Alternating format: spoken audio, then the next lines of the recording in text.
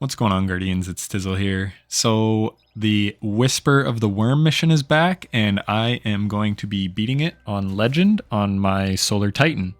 So here are the two builds I used. I just did a build breakdown of this Synthesept Solar Titan for solo flawlessing dungeons. So that shows all that. And I also have a build breakdown of this. And here you can just see the overview. So, yeah, we're using Consecration in the boss room and Synthesepts for the running portion. So you can see we have Bastion, Zauli's Bane, and Fixed Odds Machine Gun, because the beginning portion is kill Blights, which Bastion is the best in the game at, that and Xenophage, and then take out ads, which Fixed Odds is pretty much the best for mass ad clear. So you can see in the regular version of the Whisper, the Bastion will one-shot those Blights, and in this version, it two-shots. So if you've done this mission in the past, the route to get to the boss is the exact same. So I'll be showing this route. No eager edge, no sword skating, no nothing like that. I wanted my first video to be kind of what I think is the best build to use, and just to showcase like the easiest traversal sections. So comment down below if you're interested in seeing me do Hunter and Warlock, because I may just do that. Just because I love this mission so much. I'm so glad it's back. I never got to play it on PC. Man, it feels good that it's back. I love that the 20-minute timer is still on. I'll be honest, with the amount of like resto we have, and I think even the boss room has less ads, but it's definitely easier than it was in the past. But beating it on Legend solo is still like no slouch. So if you're able to, that's good. And this build that I'm going to showcase goes really hard. I'll talk about the boss damage build more once we get to the boss. But here, again, if you're new to this, you can kind of see little outlines on the side where those stones push out. So see, it's like darker on the ground right in front of me. So that also is an indicator. That's actually probably easier to see, is the darkness on the ground. So always just wait. You might be able to push it, especially a Transversive Steps Warlock. I can't remember which ones you can skip and can't. It's been like, frick, 2018. It's been a long time. I can't remember when it was sunset, right before Beyond Light, I guess. But yeah, so just go here, watch this little dip. I kind of fall into it and then kind of jump back. This elevator comes down, stays for a few seconds. Sorry, I'm just going to take a drink.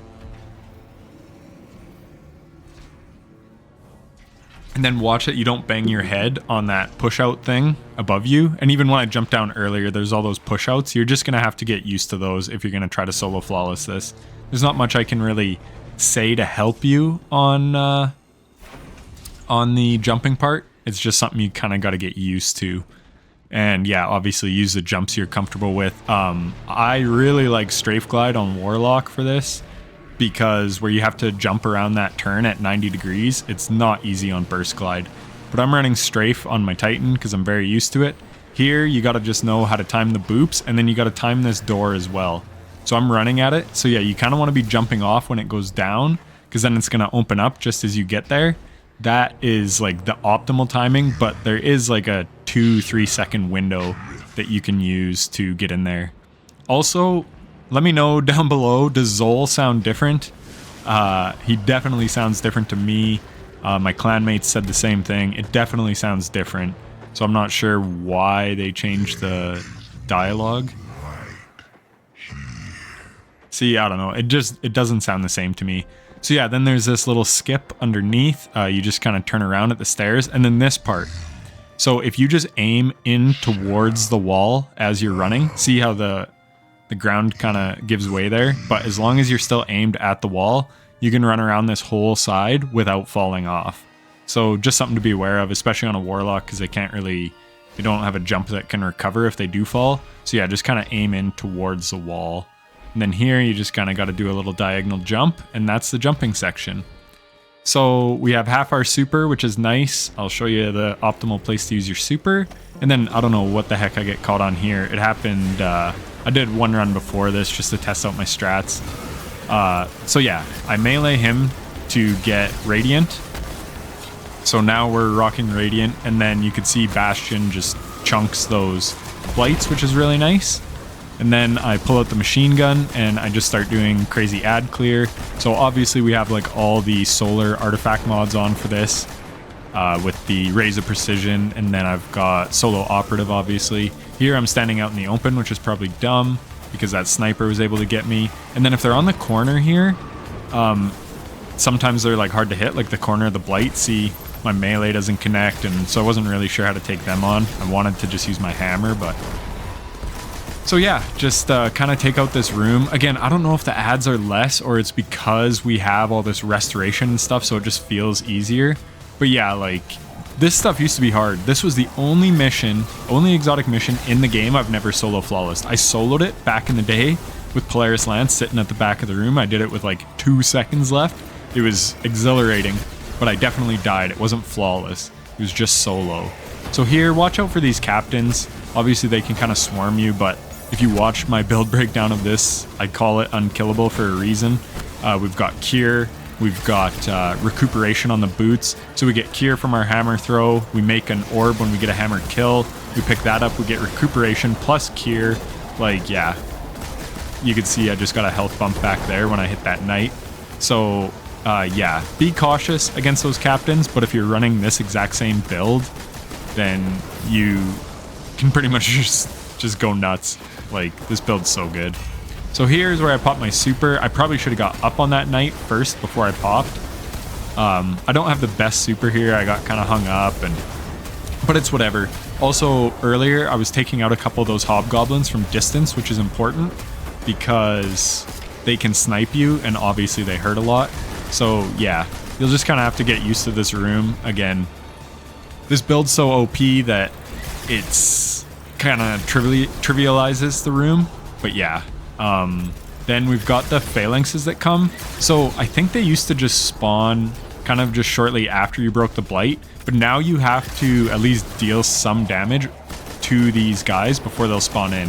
So I got a little greedy here trying to get too many of them, and then I wanted to keep my resto going, so I should have just turned around and jumped back. Like, I knew they were coming. I just got greedy there.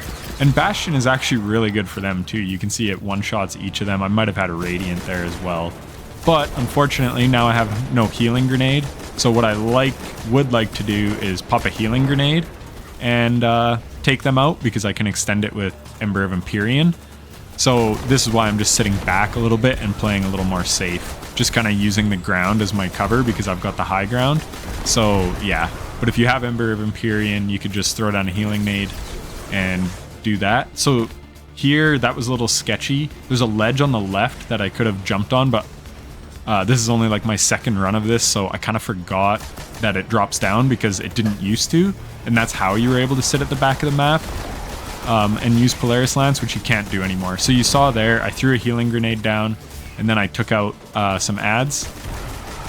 So I was priming the far one because with Empyrean's nerf, and I might have Solus on with this build, I can't remember. But anyways, yeah, I just wanted to make sure that my machine gun was going to kill right away so I could get Empyrean going. So there, I swapped to my boss damage build, but I also swapped to a Solar Reserves chest piece. And then the servers are kind of crappy today, so I just double checked that I had my actual chest piece I want. My Zaulis has explosive payload, so I'm only doing half damage to those oracles, which is really annoying. That's why I just shot the other two with the sniper. So here we get a super nice consecration melee off. This is good because it was able to proc resto, even though I still took a ton of damage. So it was a little sketchy. And then I think I hit a bunch of immunes because of those goddamn Vandal bubbles. Man, I hate them. So I don't think I did as much damage to the boss there as I should have, because ideally, like, you stick with a Dragon's Breath and then you hit it with that super hard. Actually, it looks like he took a lot of damage, so maybe I did, but regardless, I hate those Vandal bubbles. They're so annoying. So yeah, that's what I want to do. So you could do this 2 ways.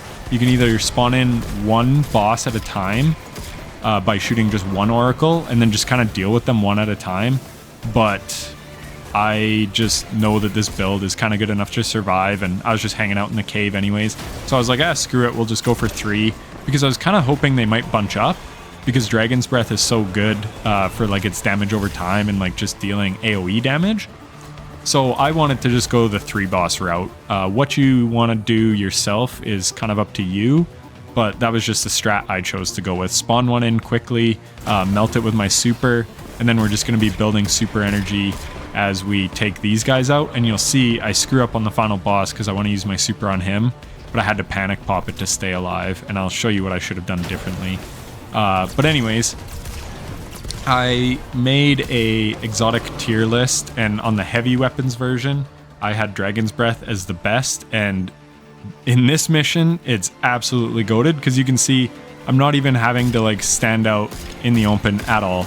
I just stick the boss, and then I just go back into the safety of the cave. There's also a bunch of invisible minotaurs, so you have to watch out for them. So I thought I had seen an invisible minotaur like to my right earlier, so that's why I went with a consecration there, because I was just trying to take him out. But I don't know if he backed up or I was just seeing things. So yeah, didn't actually land any consecration to take out any of those minotaurs. So I do have sniper ammo, but I'm trying to save it like for the boss.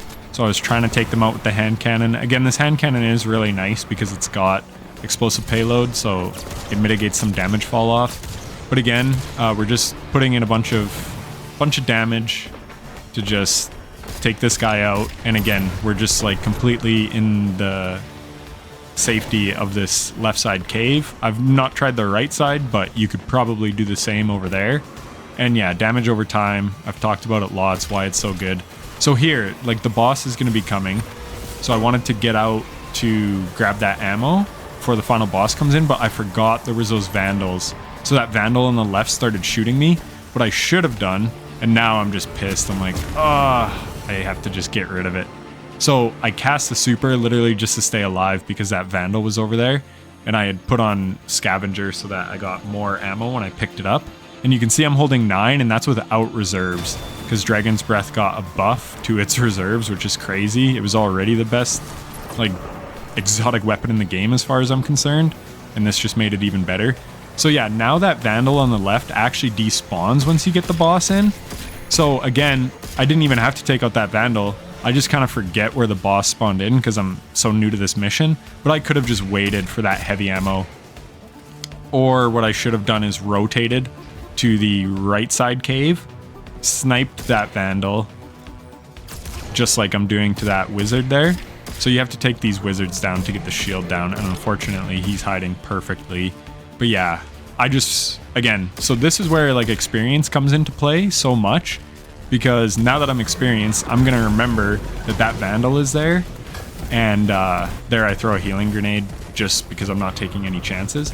But in the future, I'll remember that vandal's on the left at that stage of the fight, and so I just wouldn't go out for ammo, and I wouldn't have to panic pop, and then I could have popped super on this boss right now with a Dragon's Breath, and he'd probably be at half health already. So yeah, this wasn't perfectly optimized, but again, that just comes down to why knowing enemy spawns is so important, because if I had known that guy was on my left, I never would have went out there until he was dead to pick up that ammo. So now we're just putting in pot shots with our Dragon's Breath, and here again, so see, he goes under half, so I switched to my Riptide because I use that to deal with the blights, but he doesn't get his shield yet, and I'm not sure if he's supposed to or what the heck happened. So then I kind of wind up wasting a Dragon's Breath because I'm like, well, how much damage does he need to get to the next gate? So I really don't know what happened there because I got him to over half health. So again, just something that's going to come with experience. I'll optimize a little further in the future so that I don't have to waste a Dragon's Breath shot when he's like, just needs a tickle just to go to the next phase. I just don't really know what happened there. So again, I've got the fusion rifle for taking out those blights, but you don't have to take out the blights to take his shield down. You just need to take out the wizards, and that's where this build kind of falls apart. Like you can see, it's not that great. But when I melee those little shadow thralls actually help us because they're so non-threatening. We can proc radiant and restoration off them so that we can face up on these wizards. So yeah, it's actually helping us having these little enemies run at us because it's just easy procs with our hammer. And then I forget I'm not running Roaring Flames, so I just did a regular melee. Because if I was running Roaring Flames, then it would have would have procced for me. But so I just used the hammer. And now you don't actually, like I said, you don't have to take those down. So I was going to, but I was like, why don't I just go at them? So I cast my super plus the Dragon's Breath, and you can see how much damage it does. Plus the super applies Scorch, so it auto reloads Dragon's Breath really quickly. So we get another one off super fast. And then just like that, some melt with the fusion rifle. I'm running Frenzy on the fusion just for something a little different. But yeah, anyways, that was the solo flawless Whisper of the Worm on Legend on Titan. I hope you enjoyed. Thanks for watching and take care. And let me know if you want me to do the other characters, because I will, because I love this mission. Okay, peace.